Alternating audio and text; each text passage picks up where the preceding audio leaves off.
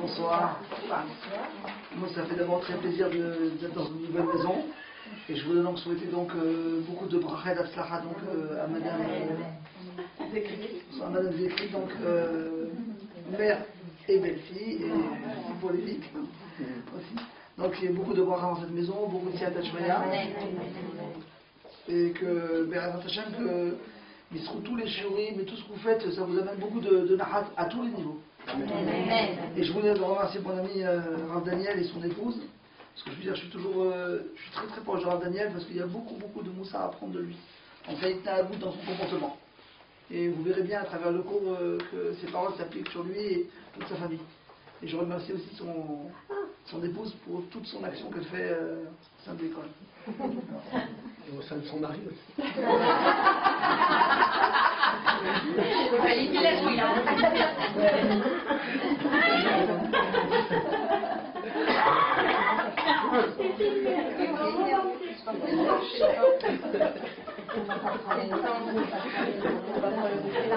C'est pour ça.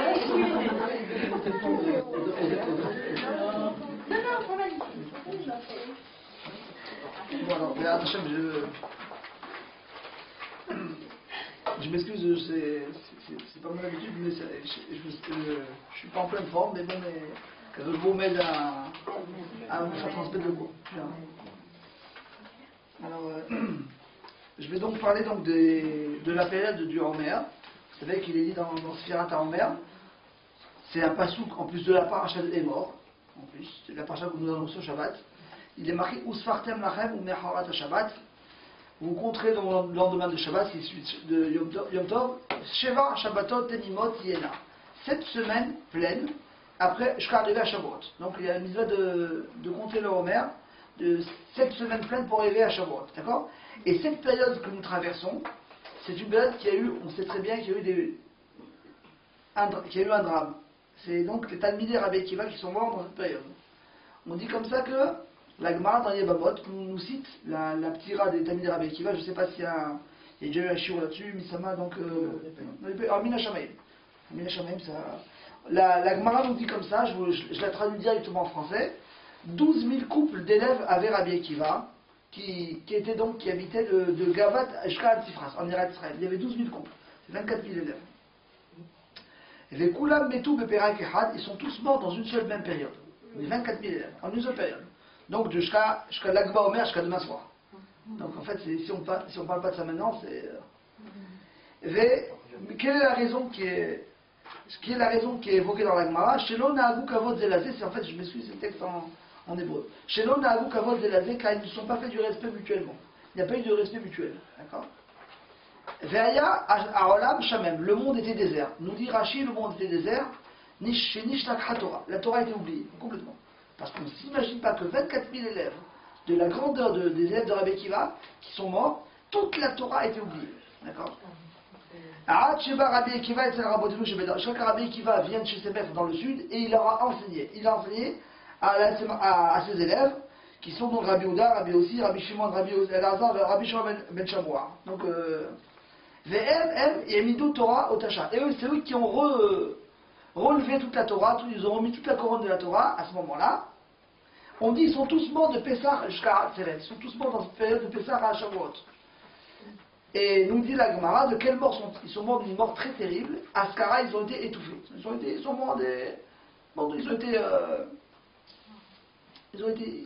étouffés. Pas. Donc, asphyxie, si vous voulez. Alors ici, cette Gemara, en fait, c'est une Gemara très importante. Pourquoi? Parce que la période que nous traversons, la période de Sfirat HaOmer. D'accord? Et il y a eu ce drame de 24 000 élèves. La Gemara nous dit chez l'on a un kavod zelazé car il n'y a pas eu de respect mutuel. Première, je vais citer plusieurs questions sur cette Gemara. Ce que je vous dis là, c'est deux BR Shmuel que je vous résume. D'accord. Et donc ils sont très très rachouvim, très importants. Et première question, on n'a jamais vu que le manque de kavod pour son prochain justifie qu'on doit avoir, on doit mériter la mort. On n'a jamais vu ça. Dans toute la Torah, même si je manque de kavod, c'est pas bien, c'est répréhensible, tu peux recevoir peut-être des coups, malfous, ce que tu veux, mais jamais on peut justifier la mort. Avec toutes les explications qu'on donnera sur la Gemara, chez l'Onagou Kavod Zelazé, il y en a plusieurs. D'accord, je vous en amènerai une seule tout à l'heure à la fin du cours. On ne comprendra toujours pas pourquoi Hachem a tué 24 000 élèves de cette trempe. D'accord. Deuxième question, nous savons que l'une des midot d'Akadosh Baruch Hu, c'est que Tachem Enosh Adaka. Hachem, il ne sévit tout de suite. Il patiente.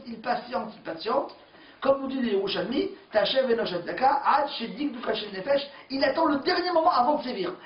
C'est les midot d'Hachem, c'est qu'il est patient. Si vous voulez, la différence entre nous et Akadosh Baruch Hu, c'est que nous, dès qu'on nous doit de l'argent, dès que les enfants se tiennent mal, on commence à sévir, on commence à punir. D'accord. Tu me dois, tu vas me payer. D'accord. C'est comme ça que l'homme fonctionne. Chez Akadosh Baruch Hu, il patiente. Et donc on ne comprend pas pourquoi il les a tués tous d'un seul coup dans une seule même période.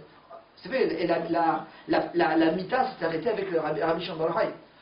Donc en fait, Rabbi Shimon bar Yochai est venu, il est venu arrêter, il est venu réparer cette faute de Talmidei Rabbi Akiva. Et donc je me proposerai à la fin du cours de dire en quoi Rabbi Shimon bar Yochai, que demain soir nous célébrons Saïdoula, donc en quoi il est métaken la faute de Rabbi Shimon bar Yochai. D'accord. En fait, des Talmidei Rabbi Akiva. D'accord. Donc, les deux premières questions sont claires. Pourquoi Hachem sévit tout? En quoi on ne peut pas comprendre pourquoi il doit sévir?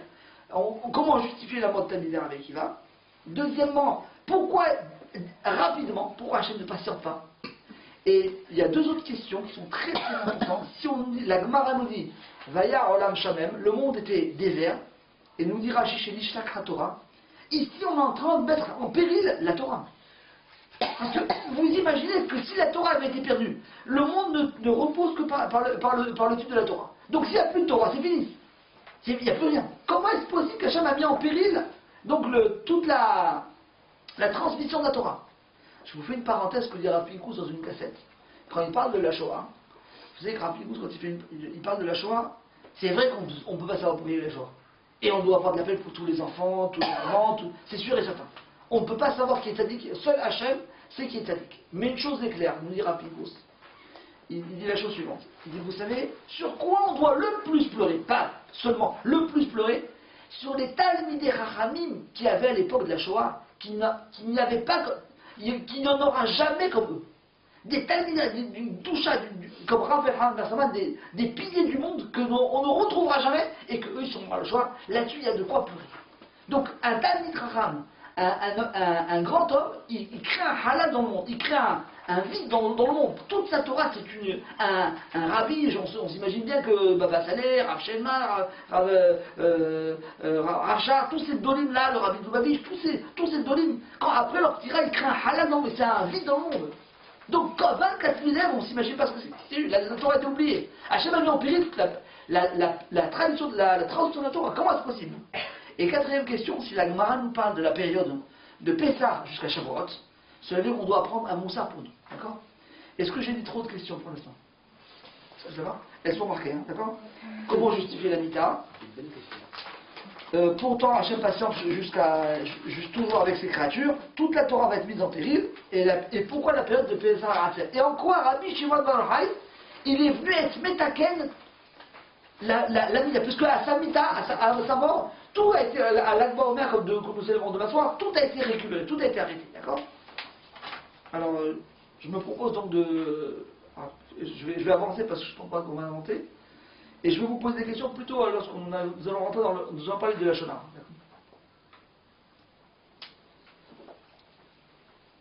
Alors, je vous ai posé une question sur la Shona. Alors donc on dit comme ça que le Lashon Hara est considéré comme la Avera la plus grave de la Torah. Le Yerushalmi nous dit qu'il y a trois Averot sur lesquels on dit qu'il y a il vaut mieux se laisser tuer et ne pas les faire. c'est donc c'est la débauche, et l'adultère, donc le meurtre et l'idolâtrie. Mais on dit que le Lashon Hara équivaut aux 3 Averot, d'accord? Il est plus grave que les 3. Donc c'est bizarre. Je veux dire, en fait, toujours pour répondre à cette question, on passe toujours par des adjectifs, par des superlatifs. Ah, vous savez, ça fait tache d'huile. La personne qui reçoit la shana, ah ben la pauvre, il y a une mauvaise image sur elle-même, il y a une mauvaise renommée. Après, on va la voir très mal. C'est très dur à récupérer, c'est vrai, tout ça c'est vrai. Mais vis-à-vis de celui qui le raconte, vis-à-vis du Messaper la shana, en quoi est-ce considéré comme l'une des avérotes les plus graves de la Torah? Je ne suis pas en train de dire maintenant que la shana c'est pas grave. C'est très grave. Mais en quoi il est considéré comme une faute si grave qu'on dit qu'elle est équivalente aux 3 plus grandes avérotes de la Torah, vis-à-vis de celui qui le raconte. Moi, en tout cas, à chaque fois que j'écoutais ce Yerushalmi, je me disais, oui, c'est à cause du fait que ça fait la tache d'huile. On a du mal à récupérer la faute après. Mais vis-à-vis de celui qui raconte, on a... Pourquoi le Shana c'est si grave? Je voudrais parler de ça, d'accord? Donc, et avant de répondre, nous allons mettre de côté l'état d'idéal avec Akiva, d'accord? On va mettre ça de côté. Je vais expliquer maintenant en quoi le Shana c'est plus grave, c'est si grave, d'accord? Par le biais d'une Mishnah, d'accord? Et ensuite, nous reviendrons au Talmid Rabbi. Voilà, c'est le plan du cours, d'accord? Si c'est pas clair, il faut m'arrêter, hein, d'accord? Arrêtez-moi, c'est pas clair. Alors, Shimon, vous savez que nous avons une Mishnah dans Pirkei Avot, nous lisons les Pirkei Avot, vous savez, de Pessah jusqu'à Shavuot, car c'est là-bas où on doit travailler nos midot pour arriver à Shavuot. Et dans les Pirkei Avot, il est dit que Shimon HaTzadik, Shimon HaTzadik faisait partie des gens de la grande assemblée. Il disait que le monde repose sur 3 choses. Je vais sûrement connaître cette Mishnah, tous les enfants la récitent.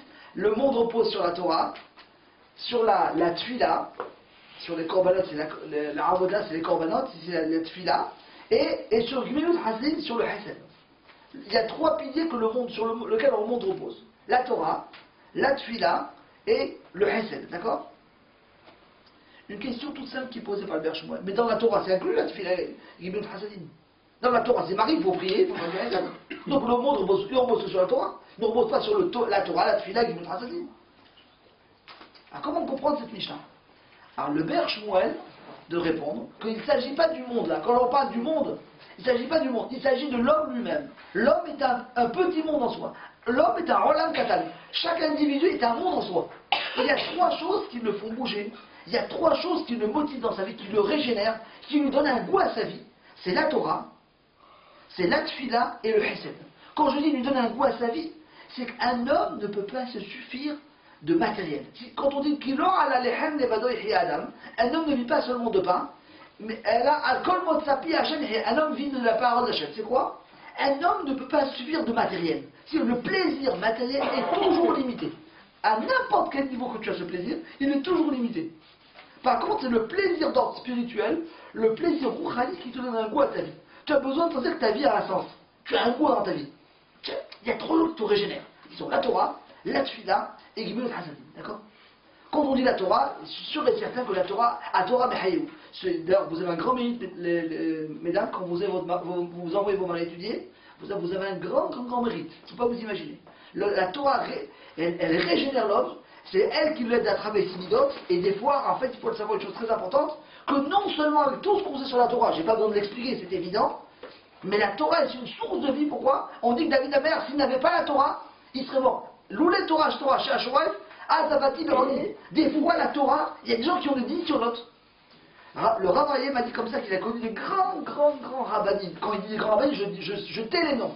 Je tais les noms parce que c'est des pointures de la génération d'Abraham qui les a connus. Il dit qu'ils avaient des grands problèmes de couple, parce que vous, le Satan, il faut savoir une chose très importante. À chaque fois que tu es grand, il va t'éprouver. Il va t'éprouver dans ta maison. Il avait des grands problèmes de couple.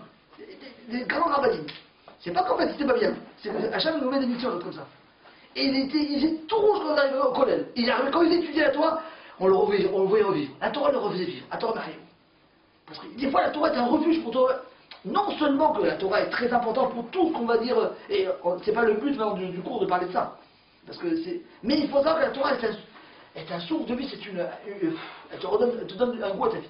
Là-dessus, Gmilut Hasadim, un homme a besoin de savoir dans la vie qu'il est utile. Ah ben, grâce à moi, j'explique à mes élèves. Ah ben, grâce à moi, je m'occupe de la récréation. Grâce à moi, je souris à une personne, je souris à mes enfants. Grâce à moi, j'ai écouté mon épouse, elle était très mal, je l'ai écoutée, ou elle m'a écouté, et inversement. Je sens que je suis utile dans ma vie. Ma vie a un sens. Je suis utile, j'ai une simhat hayim, j'ai un goût à ma vie. Si je me construis, je construis le olam. Je me construis, l'homme est un olam katan, est un petit monde. Je me construis et je construis le monde. Et bien sûr, bien évidemment, la tfila est très très hachouva. Et c'est elle qui me met un créchat avec moi. Si j'ai le temps, je parlerai d'une notion de la tfila, d'un oulay à la fin du cours. Non, je vais dire maintenant, j'ai peur qu'après de...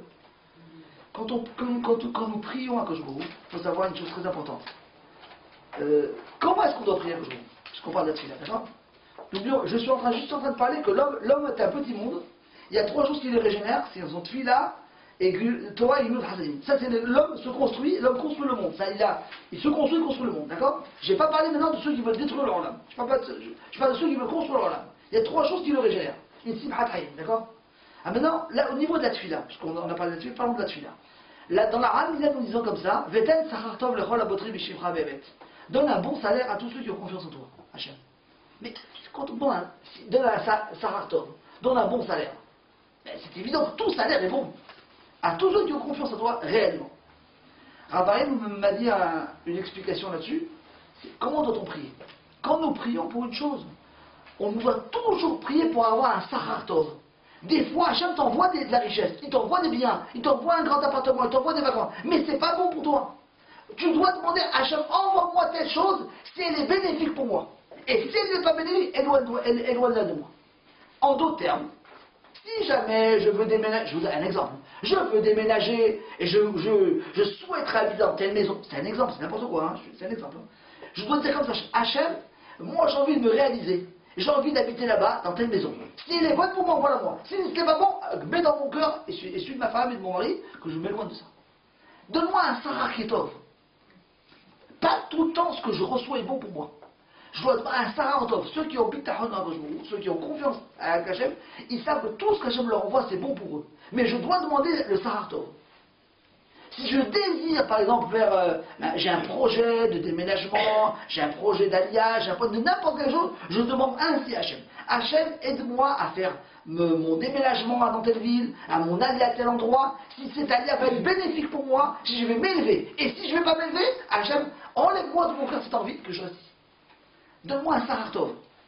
C'est-à-dire, quand je prie, il faut savoir une chose. Dans le Havot Alevot, là-bas, il est marqué que si un homme, des fois, Hachem ne lui donne pas la richesse, oh, j'en ai marre, je suis pas riche, je sais pas ce qu'il faut, parce que si Hachem ne te donne pas la richesse, parce qu'il sait que si tu la donnes, tu vas toujours être occupé à faire quoi?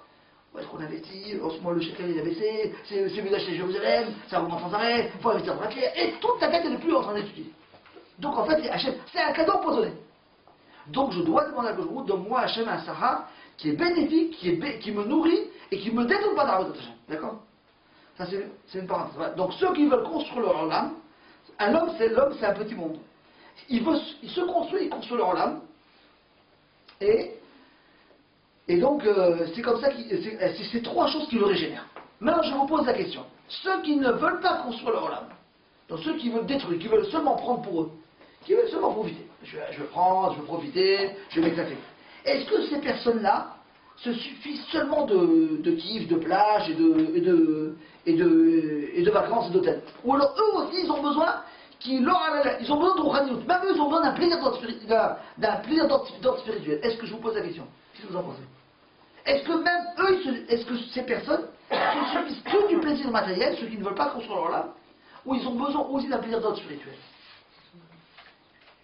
Moi c'est... On ne peut pas se contenter que du matériel. Celui qui dit ça, c'est comme pour moi, celui qui dit qu'il est athée, c'est pas possible. On ne peut pas être athée. Ah, même ceux qui ne veulent pas... Je suis d'accord avec vous. Je ne veux pas du spirituel. On est obligé de croire en quelque chose pour avancer.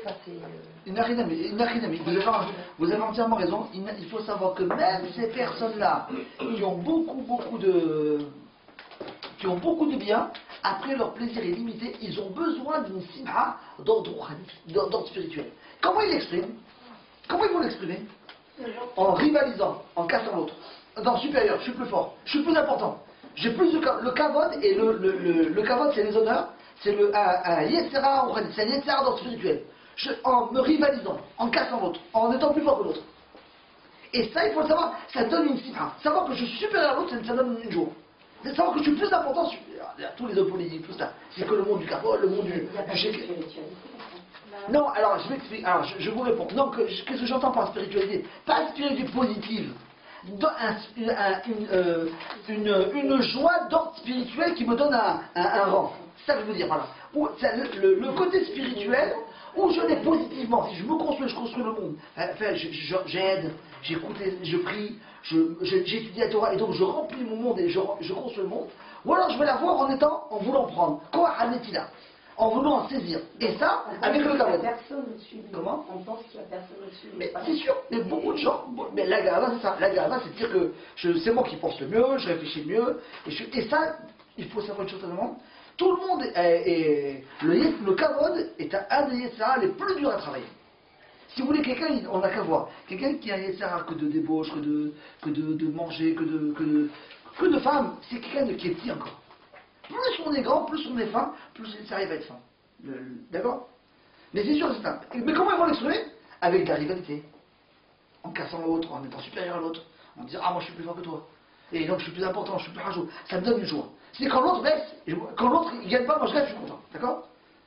Ça c'est comme ça que ceux qui ne veulent pas détruire, qui veulent détruire le monde, non seulement ils se détruisent, et ils détruisent leur âme. D'accord? Donc on a deux catégories. L'homme est un olam katan, où il se construit leur âme, avec un plaisir, ou alors il se détruit leur âme. En fait, c'est. Oui. Soit il est rempli d'Hachem, Oui. soit il l'est pas. Il n'a rien aimé, exactement. Soit il a un leftov, ça, tout est dans le left. Soit un leftov de corps anetina, je veux donner, bala hasen, je veux donner, et comme j'ai exprimé, je me construis, ou alors j'ai corps anetina, je veux que prendre pour moi, pour mon profit, tout profiter. Et comment par le kavod, je suis plus rajout, je suis plus important, je suis plus riche, je suis plus rajout, d'accord? Je vous pose une question. Est-ce qu'on a un indice qui peut nous révéler, est-ce qu'on a un signe qui peut nous faire savoir où l'homme se positionne? J'aimerais vous écouter.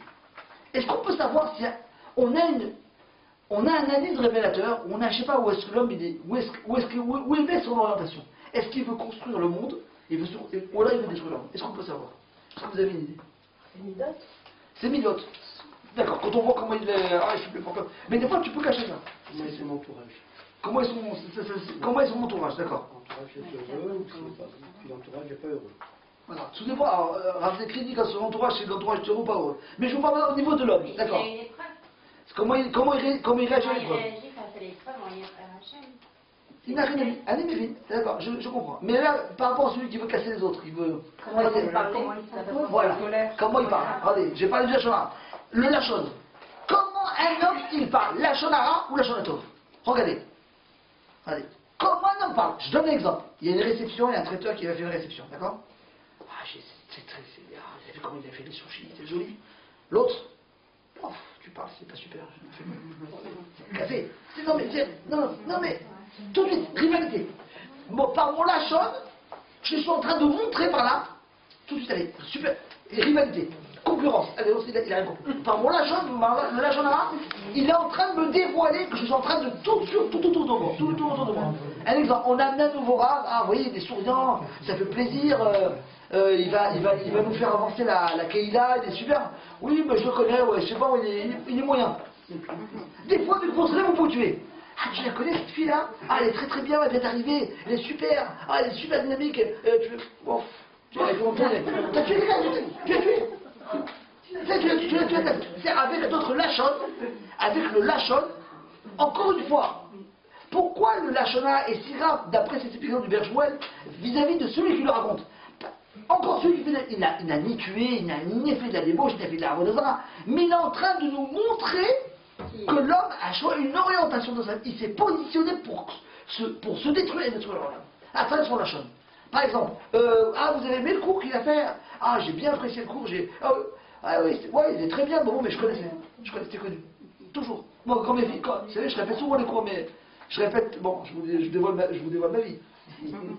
Je répète, depuis des années, je répète toujours les cours des filles, en général, avant de faire. Peut-être un peu moins maintenant, parce que Hassid Hachem, il nous aide un petit peu. Et nous êtes beaucoup, mais nous êtes plus qu'avant, je veux dire. Mais je veux dire par là, avant, tout, je répétais à la maison, et alors quand mes filles, je leur ai vu quoi, papa, je connais. Tu connais, tu as déjà entendu, mais est-ce que tu le vis réellement? Est-ce que tu l'as en toi? Non, d'accord, c'est bon. J'aime bien, je connais, j'ai entendu l'idée. Mais est-ce que je vis avec ça? Est-ce que je connais la moula, mais est-ce que tu vis avec Hachem? C'est autre chose. D'accord? C'est une autre paire de manches. D'accord? Alors, donc, ce que je veux dire par là, c'est qu'à travers le Lachon, tu es mégalé, on te dévoile où l'homme se positionne. Et Lachon Atov, c'est quoi? Si je donne Lachon Atov, vous avez vu cette réception-là?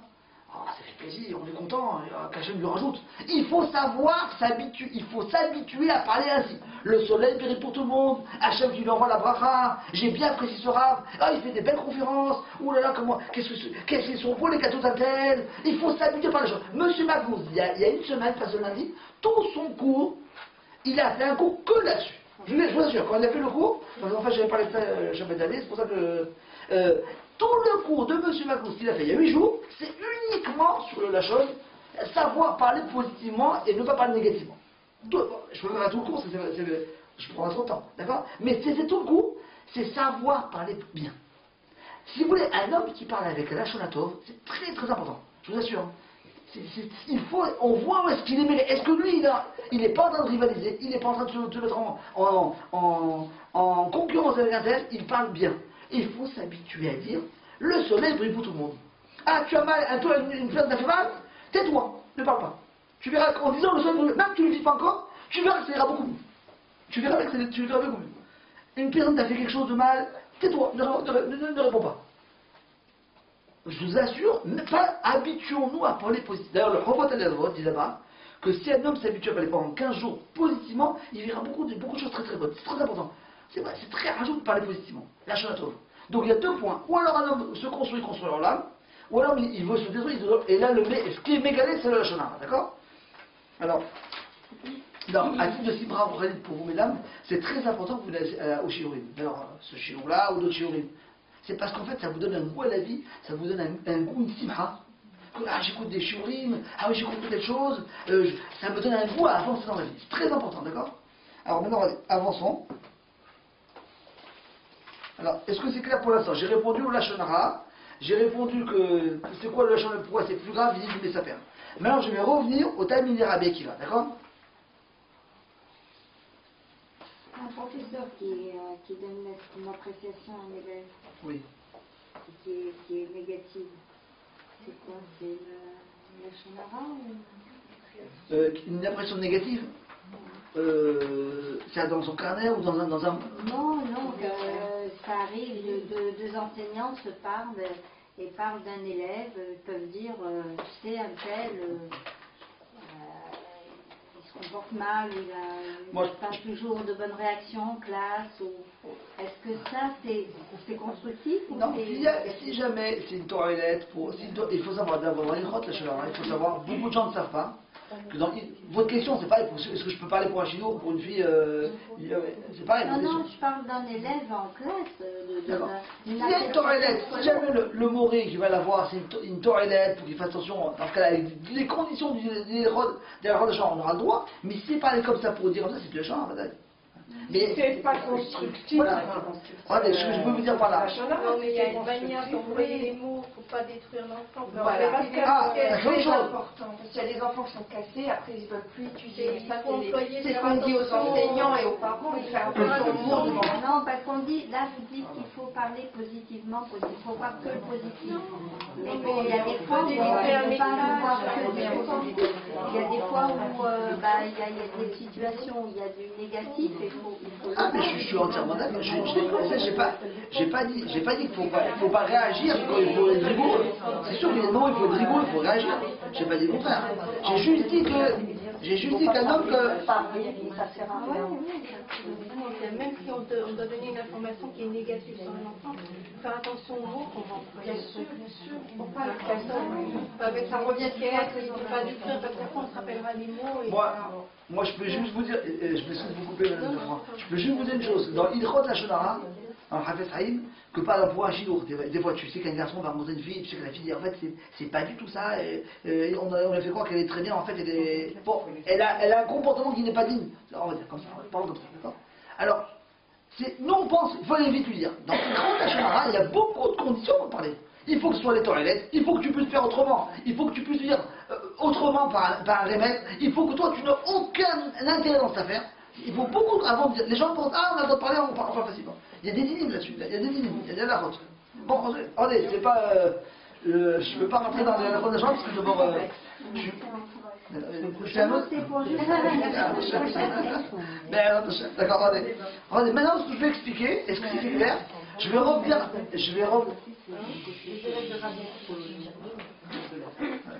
Allez, c'est moi qui m'explique. Maintenant, je vais revenir au début du texte de Talmidei Rabbi Akiva et je vais expliquer c'est quoi le pshat chez l'Onagou Kavod Zelazé. Ils ne sont pas fait du respect mutuellement. Et pourquoi la période, pourquoi ils sont morts dans cette période. Et après, j'expliquerai pourquoi Hachem les a tués. Parce que ça, il faut toujours comprendre. C'est clair? Voilà le travail de mon plan. D'accord? C'est quoi le pshat chez l'Onagou Kavod Zelazé? Il y a beaucoup d'explications. Beaucoup d'explications. Je vais donner celle de Rabbi Meir. D'accord? Celle qui me plaît le plus. C'est quoi chez l'Onagou Kavod Zelazé? Ils n'ont pas eu du respect mutuel. C'est sûr et certain que Rabbi Akiva, c'est l'auteur de Ve'arta l'Erach Kamora. C'était évident que Rabbi Akiva, il aura appris qu'il faut voir les qualités de son prochain. C'était évident. Si vous voulez, le Aleph Bet du Chinour, si vous avez écouté déjà des cours de Chinour, le Aleph Bet du cours du Chinour, c'est voir les qualités de son enfant et de ses qualités à soi-même. Vous savez, celui qui ne connaît pas ses qualités, celui qui ne connaît pas ses défauts, c'est très grave. Il ressemble à un menuisier qui ne connaît pas le bois qui travaille. Celui qui ne connaît pas ses qualités, il ressemble à un menuisier qui ne connaît pas son ustensile de travail. C'est les bases du chinour, ça c'est sûr et certain avec Evalet. Mais qu'est-ce qui se passe? Lorsqu'un homme vit pour une qualité, lorsqu'un homme vit pour une mida, il vit tellement avec son haver, il vit là-dedans. Qu'est-ce qui se passe? Si jamais l'autre ne possède pas cette mida, il dénigre celui qui ne possède pas cette mida. Je vais donner un exemple. Imaginons que Rabbi Akiva dit à un groupe d'élèves, le Ikar c'est le Hesed dans le monde, il faut s'occuper des gens, il faut être Bal Hesed, il faut être ouvert à tout le monde, il faut prêter, il faut faire de la zakat. Et c'est un homme, il est comme ça, il est joyeux, il est toujours Bal Hesed, il aime donner. Il vibre pour ça. Il a tellement vibré pour ses qualités que quand on lui dit qu'un tel il est économe, tu peux nous prêter l'argent, on doit aider des cas là. Non, pour l'instant je vais mettre de côté parce que je ne sais pas si mes enfants. Il barre de fer, tu sais quoi, tu peux nous prêter. Non, vraiment là je ne peux pas pour l'instant, je suis un peu démuni. Quelle barre de fer, qu'est-ce qu'il a à la rue, je ne peux pas me le voir. C'est les gens qui sont très très bas à l'Hassan. Quand ils voient quelqu'un d'économe, ils disent c'est une barre de fer, il n'a rien compris à sa vie, quel radin, je sais pas, c'est quel avare. Et ça, ils ne peuvent pas le voir. Et ça, c'est ça, chez l'Onagou Kavod Zelazé, c'est quand je vive pour une mida, quand j'ai tellement excellé dans une mida que je ne supporte pas, je dénigre celui qui ne possède pas ma mida. Or, ce qu'il faut savoir, c'est toi qui as cette mida, mais tu dois rester celui là-bas. Et c'est pareil dans les défauts. Dans les défauts, c'est pareil. Celui, mes gens qui se lèvent toujours très très tard le matin, et à la fila, très très tard. Qu'est-ce qui se passe? Non, c'est pas bien. Quand on lui dit, t'as vu un tel qui s'est levé en retard? Qu'est-ce qu'il va dire? Au lieu de dire, oui, vous savez, c'est pas bien, mais il faut le comprendre. Il y a des gens du matin, des gens du soir, peut-être qu'il est fatigué, toujours tu vas le comprendre, parce que tu te débrouilles. Tout. Chez l'Onagou Kavod Zelazé, c'est à chaque fois que je vive pour une mida, j'ai beaucoup de mal à accepter que l'autre n'a pas ça. Je vous assure, il y a peut-être que 10 ans qu'avec Rav Shaul, mon frère, quand on a découvert ce Dvar, longtemps, on disait comme ça on pensait que celui qui ne sait pas faire des cours de Moussa, d'Ashkafa, il fait que des Gmarot, il ne sait pas bien. Mais en fait, c'est une erreur. Mais c'est une erreur. Il y a des gens, être conférencier, c'est un métier. Ça va. Il y a des gens, des tas de Khamim dans le monde, si vous venez faire un cours, vous serez peut-être un peu déçus de toute façon. Mais ça se trouve dans la halachot ou dans la Gemara, ils nous mettent 10 coups de pied. On n'est pas leur cheville. Parce que c'est un métier. Mais chaque chimie pas dit le Torah. On fait une erreur. Quand tu travailles un trou, quand tu travailles un domaine dans la Torah, après tu dis, je comprends. Moi, à un moment, au début des cours, vous savez qu'au début des cours quand j'ai commencé les cours de... Bon, je me mets à l'aise, hein. Je me dévoile un petit peu, d'accord. Quand je me lâche. Quand j'ai commencé les cours de Shlomo il y a, on va dire, peut-être une quinzaine d'années, les 2-3 premières années, j'ai tellement que j'étais passionné par ça, que je vais passer voir Rav Ainoren. Rav Ainoren, c'est un des rabbins de Merak. J'ai dit, Rav Ainoren, je comprends pas. Comment c'est que les gens n'étudient pas ça? C'est pas possible. Mais comment c'est que ça peut passer? Tu as raison, ramener ces. Je sais pas, pourquoi les gens font pas de cours là-dessus? C'est tellement que il a fallu du temps que je comprenne que chacun travaille des points dans la Torah, il faut prendre du recul, chacun a ses midotes, on se rend pas compte. Mais chacun travaille des points qui le passionnent, mais il ne faut pas dénigrer l'autre. Ça, c'est là. Chez l'Onagou Kavod Zelazé, c'est qu'en fait, ils ont déprécié celui qui a pas sa. Et c'est les 12 000 couples. Chacun dénigrait l'autre. Et donc après, et petit à petit, ils ont commencé à se détruire, et détruire eux-mêmes et leur âme. Maintenant, pourquoi la période de Pessah? Pourquoi cette période? Pourquoi t'as fait cette période? Parce que la période de Sfirat HaOmer, c'est la période où tu travailles les 49 qualités. Donc aujourd'hui, tu as Hesed. Mais demain, tu as autre chose, tu as la rigueur, demain, tu as la simha, demain, il faut être économe, demain, il faut être patient. Donc, tu as Shivin, tu as 49 qualités. Mais donc, tu n'es pas le centre du monde. Toi, tu es là, mais l'autre, il est là. Tu dois respecter l'autre. Tu dois respecter son prochain. C'est pour ça que dans cette période, on leur a dit il fallait mettre des œillères, il fallait voir plus large. D'accord? C'est ça l'erreur d'Otan Midirabé qui va. D'accord? Est-ce que je suis plus ou moins clair? Il y a beaucoup à parler, mais bon, je résume beaucoup les choses. Est-ce que ce que j'ai dit c'est clair? J'ai donné une explication de Shelona Agou Kavod Zelazé et pourquoi pendant cette période. D'accord? Maintenant, la question qui reste, qui est très grosse. Pourquoi Hachem les a tués? Et pourquoi tout de suite? D'abord, avec cette explication que j'ai donnée, encore une fois, je reprends ma question, ça ne justifie pas la mita. On n'a jamais vu, parce que s'il y a un manque de kavod pour l'autre, je dois les tuer. C'est là que c'est pas bien de manquer de kavod. C'est pas bien ce qu'ils ont fait, ils ont dénigré leur prochain, ce que vous voulez. Mais n'importe quelle explication qu'on donnera, on ne comprendra pas pourquoi ils sont morts. 24 000. Et la Torah a été mise en péril. La Torah a été mise en péril. D'accord? Alors regardez. Parce que le peuple, il reposait sur le clan Israël, enfin, ça représentait la Torah, c'était les élèves de Rabbi Akiva, Oui. donc chacun avait une idée différente, donc c'était, en fait, ils étaient 15, donc si eux-mêmes, ils n'étaient pas capables de se reconnaître mutuellement leurs qualités, c'est comme s'ils ne reconnaissaient pas la Torah, quoi. S'il n'y avait plus de fondement, quoi. C'est ça qu'Hachem, il a été très clair. Alors, je vais développer ce sujet. Je vais développer ce sujet. Je vais mettre du sel. Des épices, d'accord? On va mettre des épices dans le plat de Drake, d'accord? D'accord? On va mettre des épices, d'accord? Regardez, il y a deux jugements. Il y a un jugement individuel, un jugement que je suis un phare, je suis un exemple pour la communauté, pour le clan d'Israël. À titre d'exemple, à titre d'individuel, ni Nadav et Avihu qui ont amené un feu étranger qu'Hachem n'avait pas ordonné, devraient mourir. Les enfants d'Aaron, Haremot. Les deux enfants d'Aaron sont morts. Ni les Tamilés devraient mourir à titre individuel. C'est vrai que j'ai fait quelque chose qui n'est pas bien. J'ai dénigré mes amis, j'ai tellement érigé ma qualité que j'ai dénigré l'autre. Tout ça, c'est pas bien. C'est des bisionos, c'est ce que vous voulez. Je me suis détruit, j'ai détruit leur âme. Mais ça ne mérite pas la mita. À titre individuel, Hachem il patiente avec les gens. Il attend. Alors il passe Tchouva. Jusqu'à la fin, après il patiente. Comme il fait tout chez nous-mêmes. Mais lorsque les Talmidei Rabbi Akiva devaient être les phares de la génération, mais même la Madnou, nous on devait apprendre des millions d'eux. Ça devait être des exemples pour la communauté, pour le clan Israël. Quand on dit Vayar Olam Shamem, le monde était désert, chez Nishtak HaTorah, après il n'y avait plus de Torah. La Torah devait être passée par eux-mêmes, ça devait être le fil conducteur, c'était les Talmidei Rabbi Akiva, toute la Torah que nous avons actuellement, elle n'est que de 5 élèves. Donc c'est eux qu'on doit avoir la Torah, les 24 000. Et donc eux devaient représenter un exemple pour le clan d'Israël.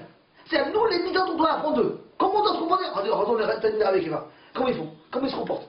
Si eux, qui sont les exemples, qui sont les phares de la génération, que nous on doit apprendre une dogma d'eux-mêmes, c'est l'exemplarité.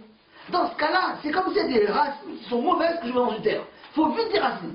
Hachem ne peut pas laisser passer des gens, des Talmidei Hamim, des Gdolim, qui on va apprendre. C'est pas apprendre de jugement individuel ou Hachem patiente. C'est un jugement qui est sur le clan.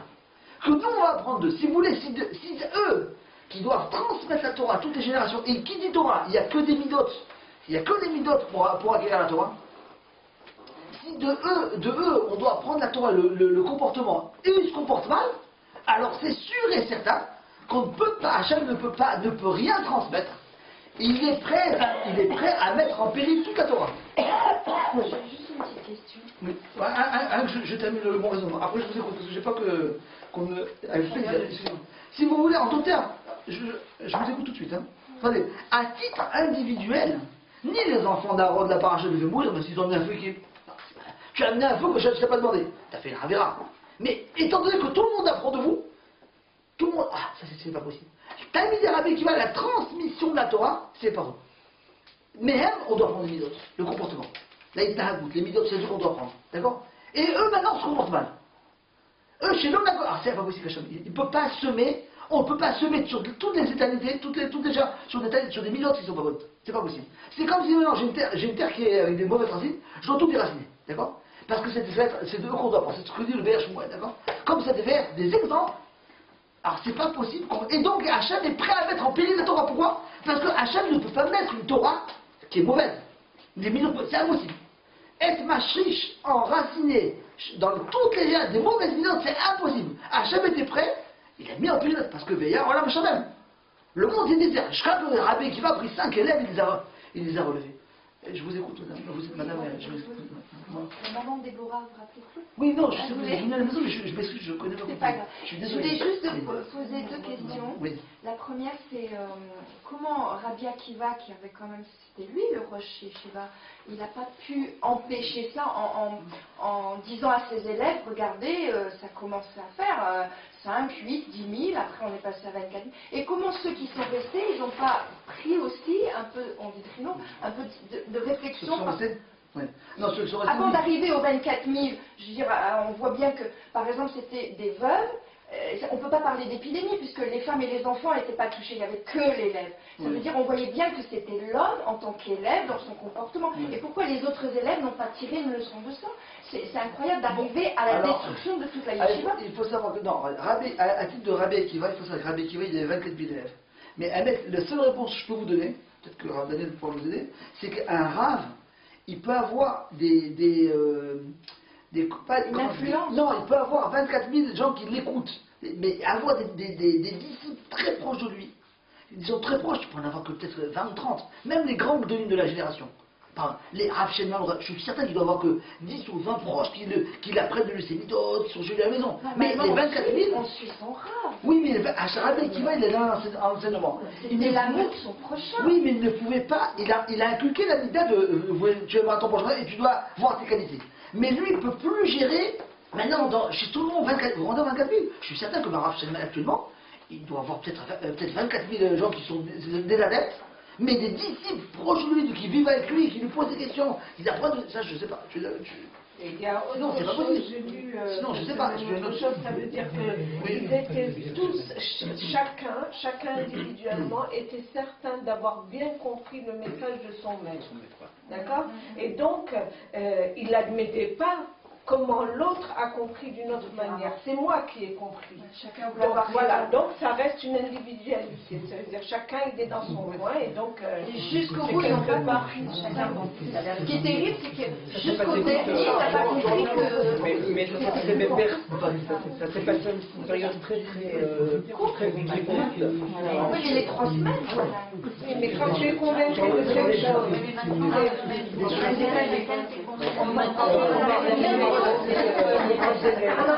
excusez-moi, je n'entends rien. Lorsqu'on parle d'élèves, on ne parle pas d'élèves de 17-18 ans.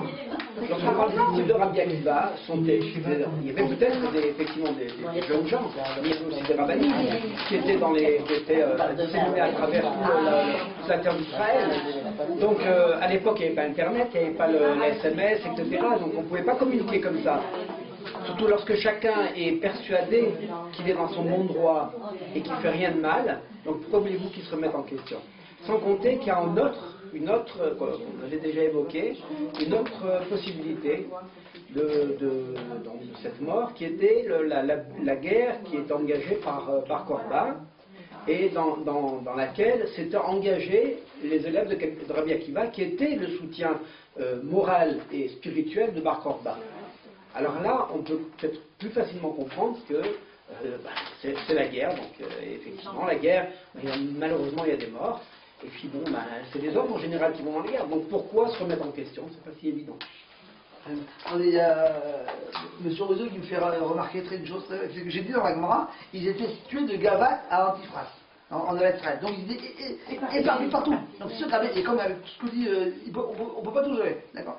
peut pas tout gérer. Parce que depuis le Sinaï, quand il y a des rentres, Oui. alors on sait que c'est Hachem qui, voilà, quand la terre s'ouvre et qu'on sait qu'il y a 10 000 Voilà. casés, on sait que c'est Oui. Hachem. Même encore maintenant, on sait que quand dans certains yeshivot ou autres, quand il y a un problème, on dit il y a 1, 2, 3, attention, voilà. Donc là, pourquoi eux, ils n'ont pas tilté tout de suite là, d'un C'est temps même il a Ouais, c'est vrai. ensuite, quand il a eu des milliers de soldats, enfin de David Amelach, il a fallu qu'il étudie longtemps avant de se rendre compte que c'était le Haïnara ou le Méhar. Enfin, par rapport à ça, je ne saurais pas l'expliquer. Sur Shaoul et... Voilà, quand il y a eu des milliers de morts, il a fait des recherches, il a On se pose des questions. Il n'y a rien, mais c'est sûr, c'est sûr. C'est net, c'est net. Regardez, une chose est claire, c'est qu'ici, quand les phares de la génération, de qui on doit apprendre, Hachem était obligé de mettre un pays de la Torah. Parce qu'Hachem n'est pas prêt, la fin ne justifie pas les moyens. D'accord? C'est clair. Maintenant, ouais, avec plaisir.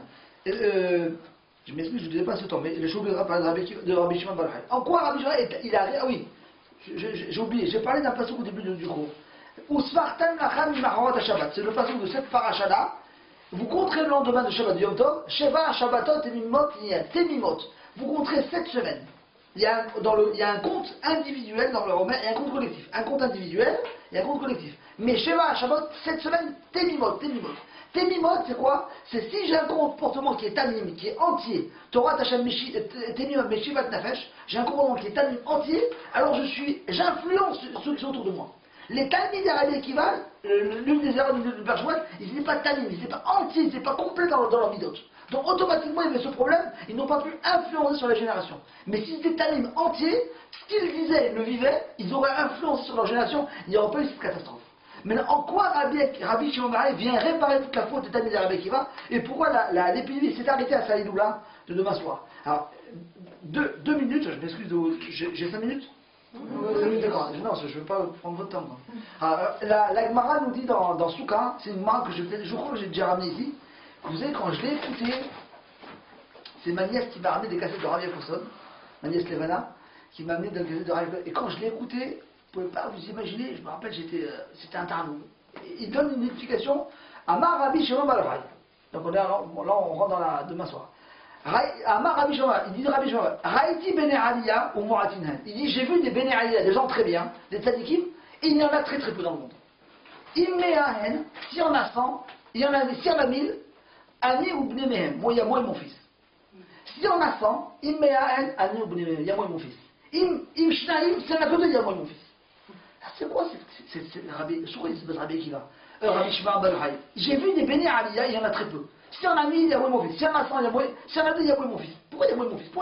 Pourquoi il se dit, moi, il y a moi et mon fils? C'est quoi Bene Aliyah? En fait, des Bene Aliyah, des gens qui étudient la Torah, qui font les mitzvot, qui font de la tzedaka, ça, il y en a des milliards. Enfin, il n'y en a pas 1000, il y en a des milliards. Bene Aliyah, c'est des gens qui sont toujours en train d'être enrôlés. Ils ont le souci d'augmenter dans le travail de leur mitzvot. Or, est-ce que ce mois-ci, je suis mieux que le mois d'avant? Est-ce que hier, je me suis mieux comporté qu'aujourd'hui? Et inversement, toujours, est-ce que je fais mieux que demain je ferai encore mieux? C'est sur le travail quand on parle de Aliyah, c'est dans le soulam, dans l'échelle des valeurs, le travail des midot. Et ça, les gens qui veulent travailler leur midot, qui veulent toujours être souriants, qui avoir du derech, qui sont sur l'emouna, l'achamaïm, on sent la simha dans leur visage, on a du nahat quand on voit un talmid racham des fois, on lui donne du nahat. Quand vous voyez, je pense que vous voyez Ravaillé, c'est quelqu'un qui inspire un nahat, une toucha. On sent en lui une toucha. Ça émane de lui. C'est des gens bénis qui sont toujours en train d'être roulés dans le travail. Ça, il y en a très peu. S'il y en a 1000, il y a moi et mon fils. S'il y en a 2, il y a moi et mon fils. S'il y en a 2, pourquoi il y a moi et mon fils? Étant donné que Rabbi Shimon Bar Yochai, il est venu réparer la faute de Tamim, et lui, c'est quelqu'un de Tamim, c'est un Hesh, c'est un feu. C'est quelqu'un qui est entier.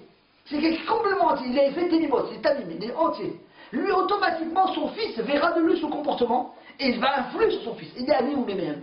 C'est moi, je suis tellement entier, tellement Tamim, que moi, je suis comme un Hesh. Dès qu'on me voit, j'inspire, je suis comme une torche. Quand automatiquement mon fils, chez moi à la maison, je vais l'influencer et je sais que mon comportement, je vais l'influencer. Et nous savons bien, je ne peux pas revenir là-dessus plus tard, que l'essentiel dans le chinour, dans l'éducation des enfants, c'est l'exemplarité, comment je me comporte. Un enfant est plus influencé parce qu'il se dégage de moi que parce que je lui dis seulement. D'accord? C'est ce qui se dégage de ma personne. Est-ce qu'il y a un comportement de simha? Est-ce que j'ai un comportement de mahat? Est-ce que je suis quelqu'un de dentier? Est-ce que ce que je vis, je ne suis pas en train de dire parle bien alors quand je dis viens mot? Est-ce que je suis complet? Est-ce que je suis tamim? Sheva, Shabbatot, Temimot, entière. Si je suis entier, Rabbi Shimon Bar Yochai, lui, il est venu mettre Betaken parce que lui, il est tamim complètement, il est entier. Et automatiquement, c'est Béné Aliyah, et son fils verra de lui ce comportement, et automatiquement, il va être nishpar sur lui. Son fils sera influencé par lui-même. C'est pour ça qu'on croit que Rabbi Shimon Bar Yochai vient Betaken à fois de Tamid Rabbi Akiva. D'accord? Voilà donc, si vous voulez, le shiur. Et donc, faites-moi, ah oui, je voudrais quand même vous, un peu à titre de. Puisqu'on a dit qu'il y avait des élèves de Rabbi. Je vous dis une histoire que ma femme m'a racontée, qui m'a beaucoup plu. C'est-à-dire qui m'a beaucoup plu. C'est une petite histoire, le cours est terminé, mais